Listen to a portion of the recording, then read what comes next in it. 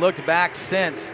He'll make his way on the top side of turns 3 and 4, float the car through the exit, back on the throttle. He'll pick up the win. Running second, Chris McKellar. Your third place car, Kyle Wood. The battle for fourth will go to Mayo over the 51G of Gavin Manning.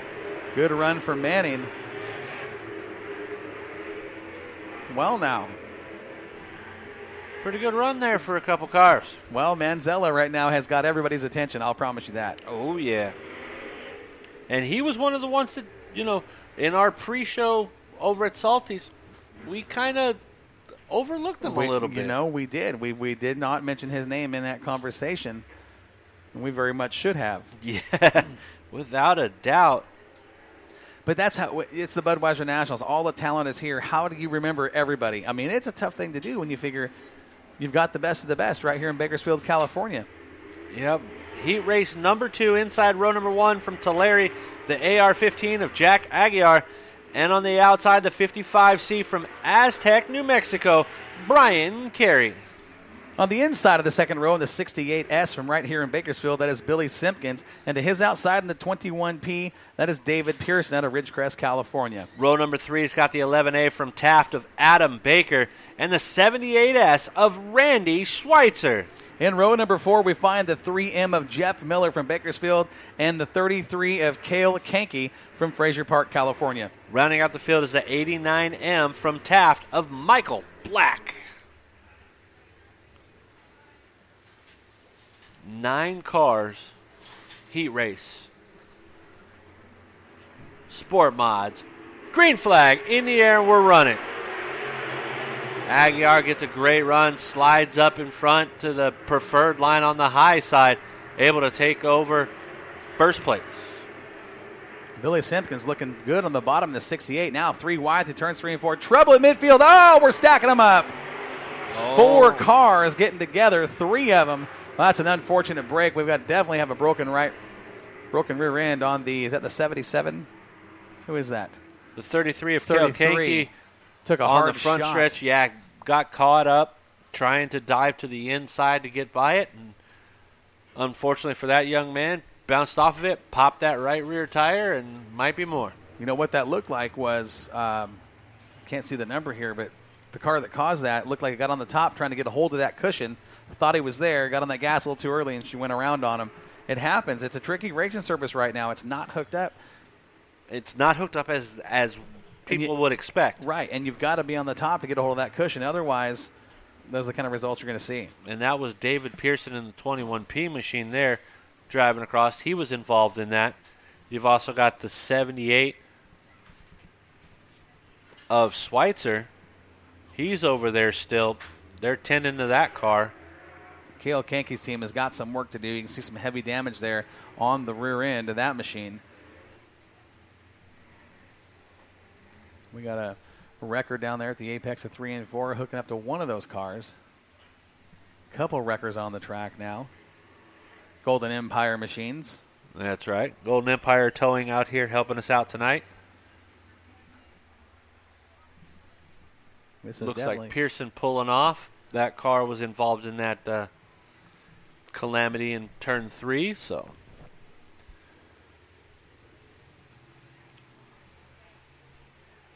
That's also the 11A of Adam Baker over there. So Baker, Schweitzer, Kankey,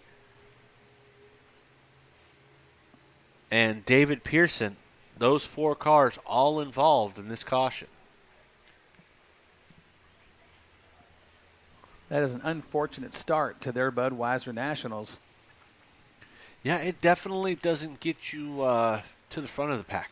Hard way to do it right there, putting yourself in a hole from the get-go. See heavy damage there to the front end. The 11A, Adam Baker, has all kinds of front end damage.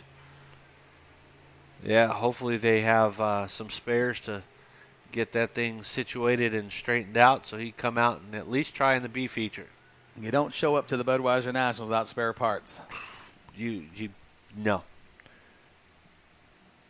You show up with everything you have, including the kitchen sink. We have got wreckers all over the place, hooking up to cars and dragging them off. 3 wreckers working at the same time. My goodness.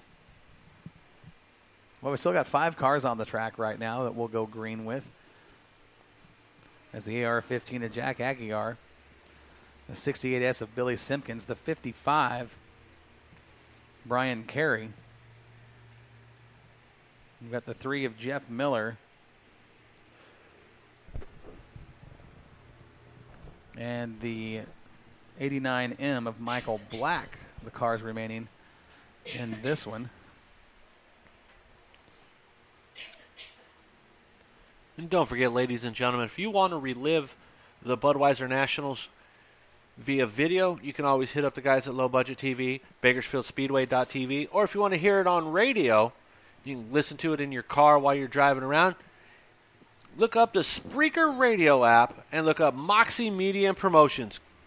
Moxie Media and Promotions, we're all over Facebook having fun, trying to find some new stuff and new things to get our hands into. Well, Mike, right now we are live on Spreaker Radio as we speak, broadcasting to the nation and the world from right here at the Budweiser Nationals.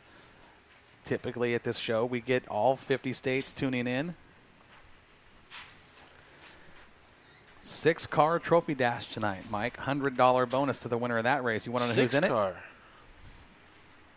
Okay, go ahead.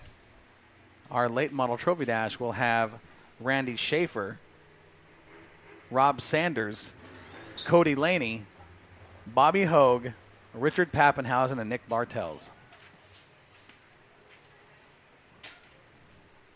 6 cars, 6 laps, $100. We're getting ready to go back to racing here with our Sport Mod division. Yeah, they're pushing the 78 of Schweitzer, trying to see if they can get it to fire back up.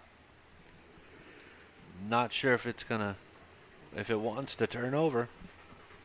No, it don't sound good. Does not sound like it wants to fire.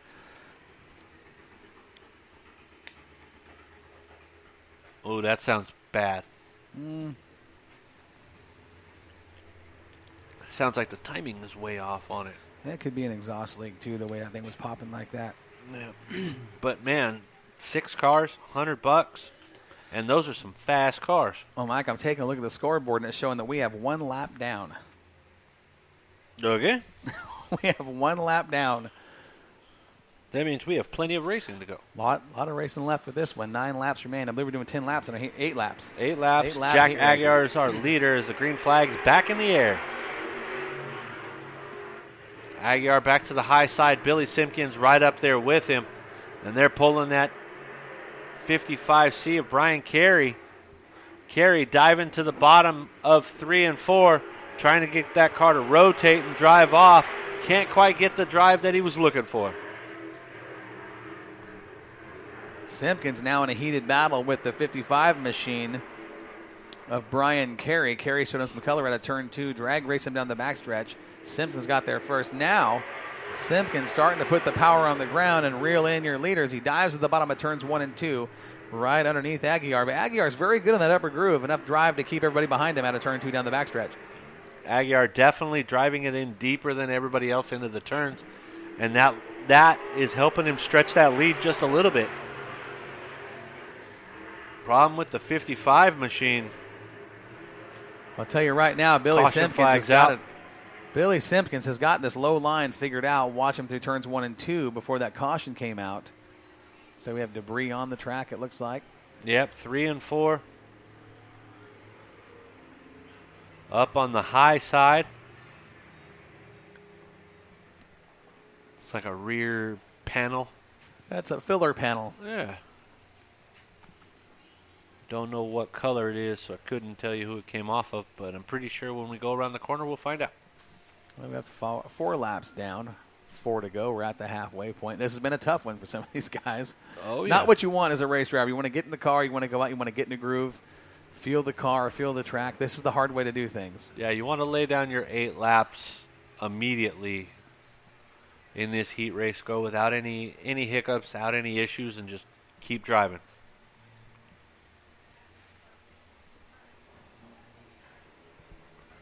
So right now, Jack Aguiar in the AR-15, your leader. Second place is going to be Billy Simpkins in the 68S. Want you to watch Simpkins on the restarts. He dives at the bottom of turns 1 and 2. He had that low line figured out, floating the car in, getting it turned. rotated the center and driving out. Aguiar knows he was good on the bottom, but Aguiar's been on the top. It's going to be interesting to see how these guys, how this plays out over the next 4 laps. Yeah, it's going to be really interesting to see how pot committed Jack Aguiar is to that high side, because he's been that way all race. Billy Simpkins, on the other hand, up and down, up and down. So he knows what he's got. Green flag, no sir. Started a little early. Well, I think your flagger was watching the back row as those guys were side by side instead of single file. Could be. So they're letting them all know, hey, let's get going the right way, guys. We're on a time schedule.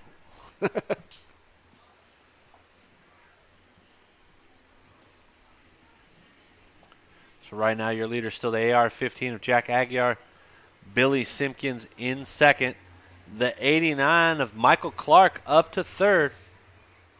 Fourth is going to be the 55 machine of Brian Carey. Looks like some issues with Jeff Miller in the 3M.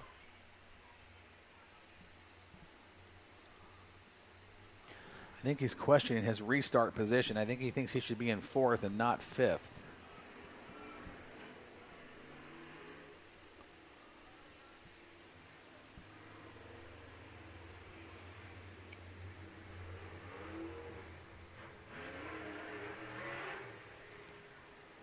He might be scored as 4th, but he's going to be starting in the 5th spot because we still don't take lap cars or cars that are multiple laps down and move them to the back just yet, not in a heat race. So right now, Jack Aguiar, Billy Simpkins, both of them getting a great run coming down the hill as we get a restart.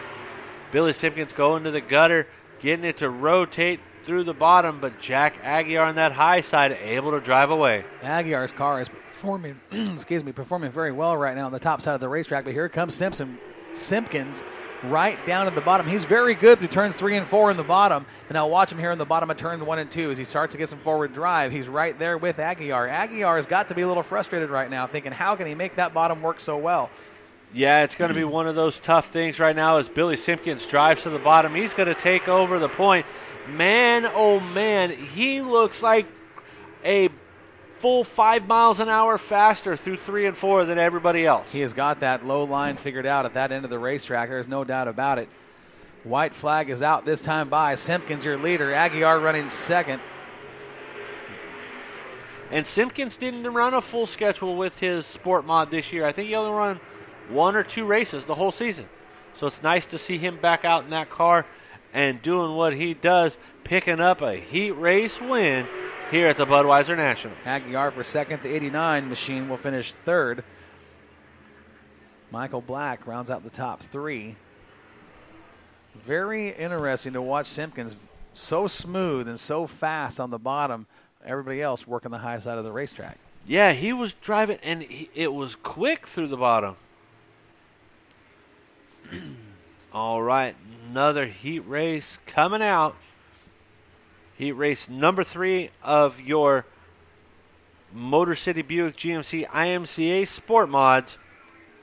Start on the point, the 16 from Bakersfield, the Outlaw, Ricky Childress Jr. I love the new look. And on the outside, the M13 from Bakersfield, Matt Mayo Jr. Hold on a second. What? That front row. Rut roll?